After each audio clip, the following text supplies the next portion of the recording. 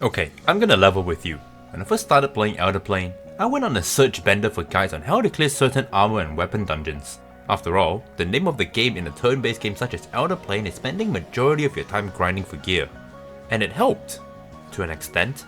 See, when a run failed, I didn't understand why it failed because I was just blindly following and copying the speed tunings and the builds. And when I couldn't mimic the speed and the gear, I thought my account sucked and I got extremely frustrated. It wasn't until I decided to scratch everything I've consumed and decided to properly study the mechanics of the bosses.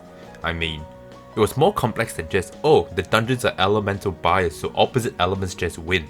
No. As I kept failing over and over again, I began to see a pattern.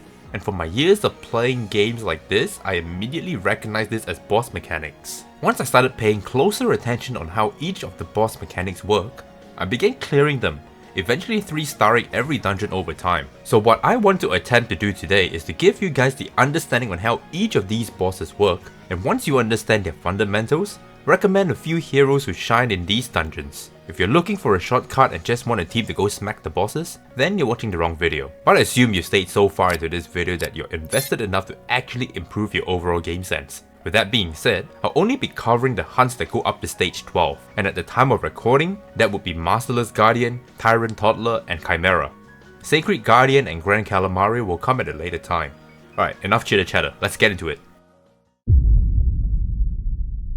Masterless Guardian is the easiest dungeon to clear, and rightfully so since it drops all the gears that helps you tackle the next two bosses. Guardian's gimmick is all about landing debuffs on it in order for you to deal weakness gauge damage on it, eventually leading you to breaking the boss. On the lower floors of Masterless Guardian, you can kinda just beat him up with raw damage, making units like Rin quite strong. But on the higher floors though, it is more important for you to play around the boss's debuff condition, where you need to place a debuff on the boss in order to apply weakness gauge damage, and it also lowers his laser damage on you. Valentine is somewhat of a liability on floor 12 due to the boss nerfing crit rate on non-blue units, but she's still pretty good to have due to how much easier she makes the stat requirement on all your other units be. That being said, having Tamara in your unit pool makes this boss a cakewalk, deeming herself as the absolute best unit in this dungeon. If you aren't using a main AoE unit like Rin, then you want to time it so your chain attacks hits after the boss move so that your chain can kill the monsters and the boss adds. The absolute best units to have in this stage would be Laplace, Veronica, and Tamara.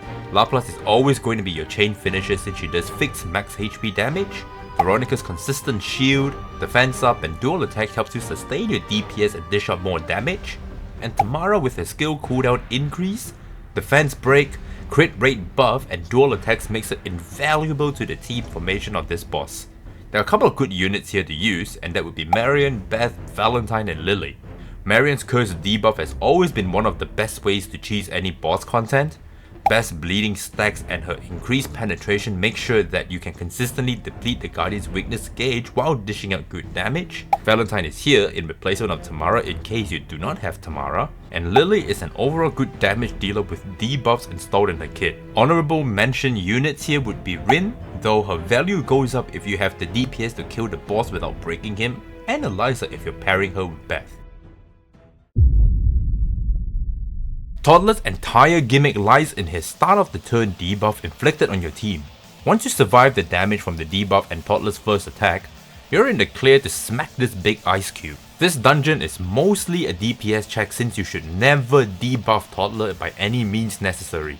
If Toddler or his allies gets a debuff, you are eating a big stomp and could potentially flatline you on the spot. The easiest way to cheese this boss with relatively low requirements is to run a Vanguard's Charm on Siren and have her be the fastest unit on your team. Use a secondary healer to keep the team alive before the first AoE, then after the first AoE, proc Siren's Burst 2 Skill 2 to remove all debuffs. An alternative solution that works on auto is to bring a Skill 5 Shu with your fastest speed gear, have her cast S3 and then Siren S3 Shu. On her third turn, she would have gotten rid of all the debuffs. And again, I must caution you, do not bring units that apply debuff to the boss. He will counter and he will kill you. This includes ranger weapons. DPS wise, Noah is by far the strongest DPS for this boss. We don't really have any other green options at the moment other than her. Veronica and Valentine's dual attacks also help add damage for faster clears. Now the absolute best units for this stage would be Noah, Siren and Veronica.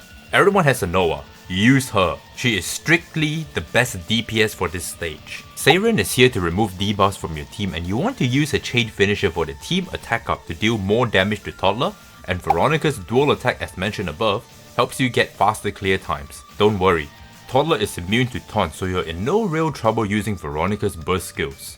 Other units you can consider using would be Shu, Tio, Leo, Feinan, Valentine at lower speed since you want your cleanses to be the fastest in your team for the consistent turn cycling and debuff removal. Finally, we come to the dungeon everybody cares about since it drops the most invaluable set in any turn-based gacha game, the speed set. Currently the hardest boss in the game, unit and skill book check on this boss is real. You want to prevent Chimera from entering Enrage as much as possible, but that means you have to consistently break the boss.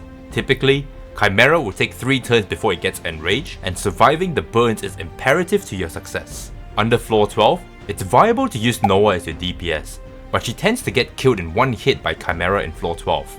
Besides that, at stage 12, Chimera starts gaining priority every time it's damaged, and that is the defining factor on why this stage has become insanely difficult. It is highly recommended that you run a penetration necklace on your DPS for this boss, even if you have defense break from Eternal. That is how much defense Chimera has. There is currently no replacement for Eternal on higher stages of this boss, but you can run units with defense break on lower stages to kill him faster like Narukang and Rona.